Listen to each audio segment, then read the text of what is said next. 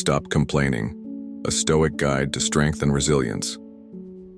Have you ever noticed how often people complain about the weather, about their jobs, about other people, about life itself? But here's a question. Has complaining ever changed anything?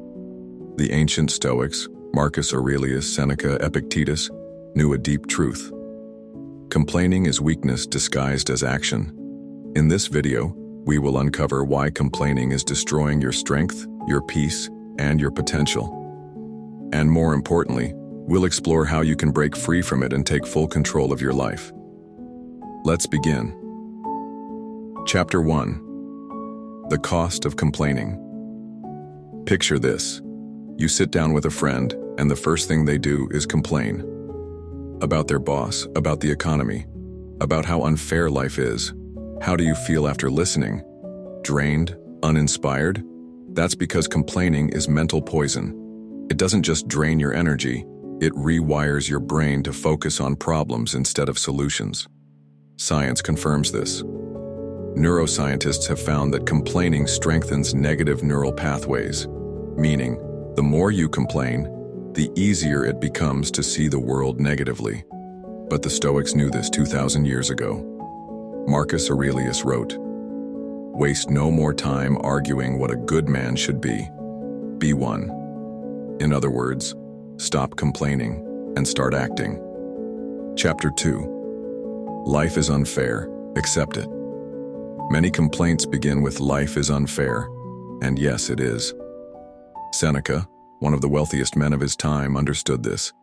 He lost fortunes, was exiled, and eventually ordered to take his own life. Yet he never complained. Instead, he wrote, "We suffer more in imagination than in reality." Because here's the truth. Complaining is not about the world. It's about your refusal to accept reality. Life owes you nothing, but that's a good thing. Because once you stop expecting fairness, you stop being a victim. Chapter 3. Control versus no control. Epictetus, the former slave-turned-Stoic teacher, had one rule. Happiness and freedom begin with a clear understanding of one principle.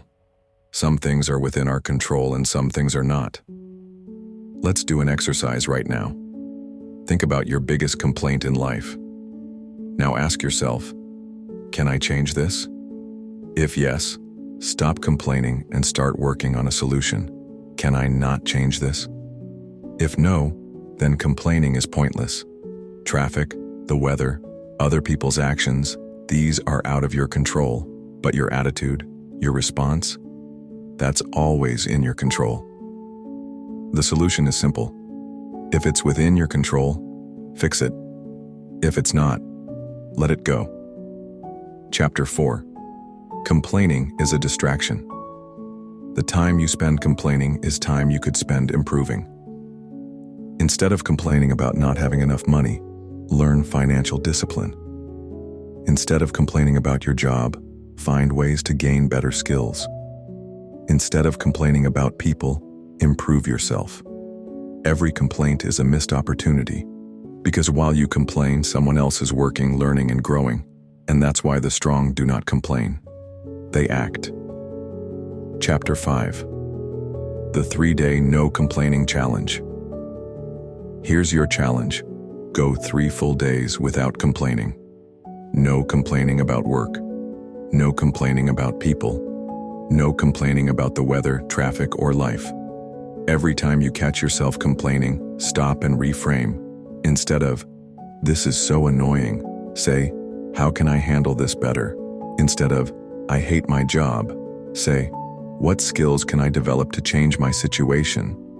After 3 days, you'll realize something powerful. Complaining is just a habit, and habits can be broken. The choice is yours. You can keep complaining, wasting time, losing energy, and staying stuck. Or you can do what the Stoics did. Take control, take responsibility, and take action. The world belongs to those who stop complaining and start changing. Which one will you be? You choose it yourself.